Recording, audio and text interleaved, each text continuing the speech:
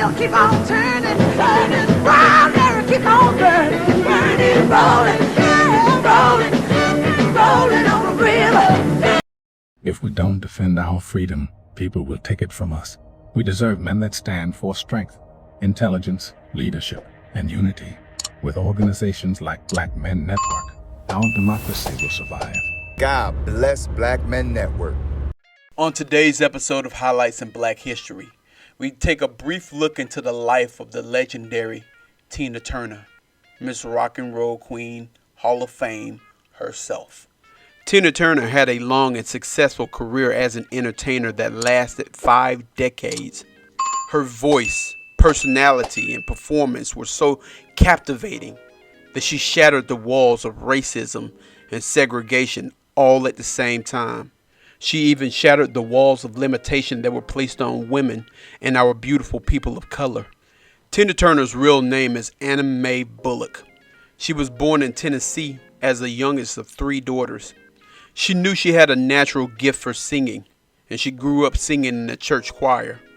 Her parents divorced in 1950, and in 1952, she went to live with her grandparents in Tennessee.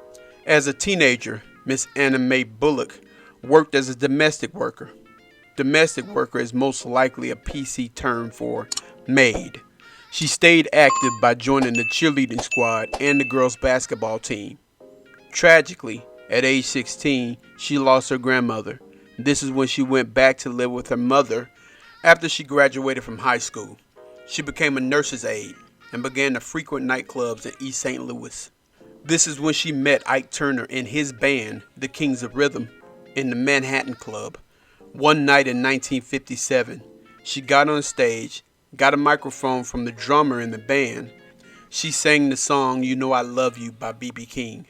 And just like that, a star was born. In 1958, she began recording under the name Little Annie. In 1960, she wrote the song A Fool in Love for another artist. One night when she was scheduled to be a background singer for the same artist, he didn't show.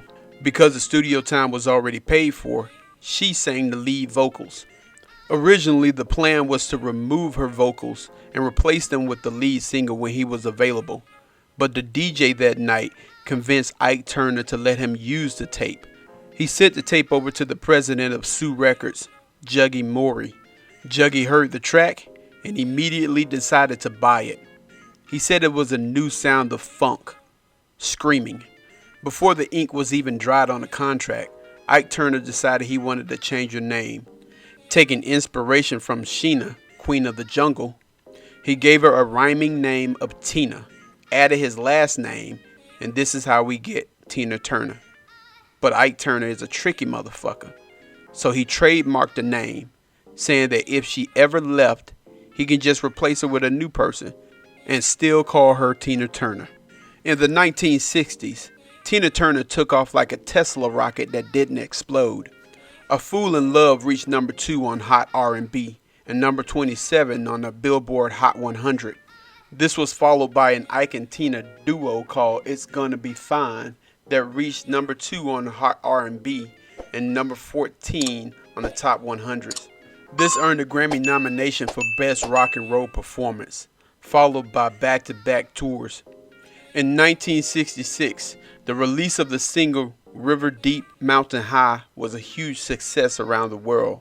It reached number 3 on the UK singles charts and number 1 in Spain. Her massive success landed her a spot on the Rolling Stones UK tour. In 1967, Tina Turner became the first black person and the first woman to be featured on the cover of Rolling Stone magazines. That's 2 birds, 1 stone. You see what I did there? Ike and Tina went on to land performances on the Ed Sullivan Show, Playboy After Dark, and the Andy Williams Show.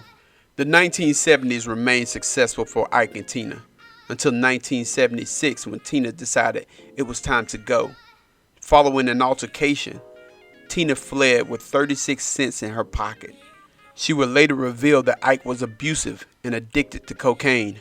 Following their split, Tina Turner released some solo albums, but they didn't have as much flair as the original Tina Turner. In 1983, she did a cover of Al Green's Let's Stay Together. It was successful. This is when Capitol Records gave her the green light to record a new album. And in May of 1984, she released Private Dancer. And just like that, Tina Turner was back. Private Dancer topped charts worldwide. It went 5 times platinum in the United States and sold over 10 million copies worldwide. In September of that same year, she went #1 when she released What's Love Got to Do With It. She finished off the 1980s with more chart-topping hits. And in 1991, Ike and Tina Turner were introduced to the Rock and Roll Hall of Fame. In 1993, a movie about her life was released, starring Lawrence Fishburne and Angela Bassett. The movie was titled What's Love Got to Do With It? And people, if you haven't seen this movie, I highly recommend it. Angela Bassett and Lawrence Fishburne did such a great performance, I forgot I was even watching them. As a matter of fact, I think about Lawrence Fishburne when I think of Ike Turner. In the year 2000, Tina Turner went on to do the 24/7 tour, which was the highest grossing tour of that year. In 2009, she officially retired from performing. In 2010, an online campaign put Simply the Best back on the UK charts. Because of the success of the single's return, this made Tina Turner the first female recording artist in history to score top 40 charts in 6 consecutive decades. In 2013, at the age of 73, Tina Turner became the oldest person to be featured on the cover of Vogue magazine. This is Tina Turner at 73. Sadly, Tina Turner passed away on May 24th, 2023, which is the same day that we recorded and released this video. Because of her high level of energy, her contributions to entertainment, and her overwhelming enthusiasm that inspired people of all races and nationalities around the world, we salute Tina Turner in our highlights in Black history. You are one of us. We'll keep on turning, turning, round and keep on burning, burning, rolling, rolling, rolling on the river. Take action that matters. That's how you make a difference.